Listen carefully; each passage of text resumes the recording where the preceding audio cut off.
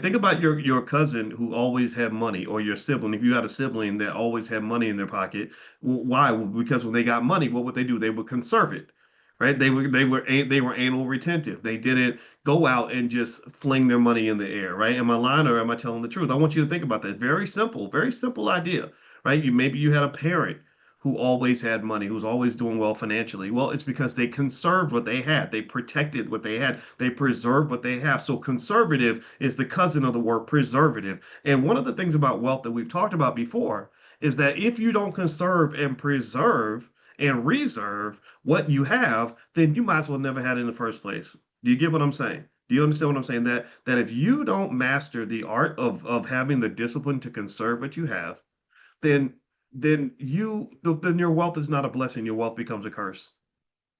You look at how many Negroes out here. Look at the coach at Michigan. Look at the coach at Michigan State. Look at Shannon Sharp. Look at how many people that have had a bunch of money and they lost it all because they didn't conserve it. They weren't trying to protect it.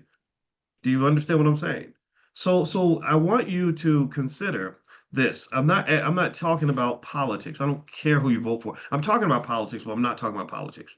It's almost like the person who says, in order for me to, it's like the person who's in church who says, in order for me to really talk about God, I got to leave the church because the church ain't got nothing to do with God sometimes. You go up in church and it's damn near like they worshiping the devil, right? So sometimes to connect to God, it's like finding a good signal on your cell phone. You got to go and make sure you get a clear, direct line of sight to the sky. You got to connect to the sky. I got to get out of this building. So I am talking about politics, but I'm not talking about Democrat, Republican politics. I'm talking about power, the politics of power. And wealth and power are deeply connected. And so if you really so really this is a political discussion, but it's not a political discussion. I do not ever tell me if you notice this, give me a guess if you agree. I do not ever tell you who to vote for. I've told you, how many of you have heard me say this, that I don't care who you vote for. I'm not telling you who to vote for. That's not my job, right? You've heard me say this, right? I want to make sure everybody who's new and gets this. Like, don't think this is not a Democratic operation. This is not a Republican operation. This is none of that. I don't care who you vote for. But I am talking about politics because politics is connected to power. If you understand politics, then you understand how capitalism and wealth and the distribution of wealth impacts our politics in this world. So whatever it is, whatever side of the game you're playing on, it's impossible to play any political game in America without money. It's impossible. It's absolutely impossible. I was watching an old scene from the movie Wall Street back in the 80s where Gordon Gekko was telling Charlie Sheen's character that greed is good. And he literally said, he said, "Come on, pal, you really think we live in a democracy?" He laughed. This was the 80s, right? This is before Bush and Clinton and Trump and Reagan and everything else. This is the early 80s. He's like, "You think we live in a democracy? We don't live in no damn democracy. You live in a capitalist society."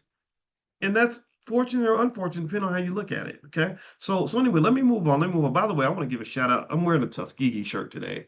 Y'all see that? Y'all see the T and the tiger? Shout out to Tuskegee. It reminds me of the topic we're going to discuss today because I want to go back in time and I want to talk to our ancestors and get some wisdom from the elders in terms of us learning that the secrets that we are looking for, the solutions we're looking for when it comes to our wealth and our power and our community, they're not far away. They're right in front of your face if you look for them. If you know that the gold is buried in your backyard.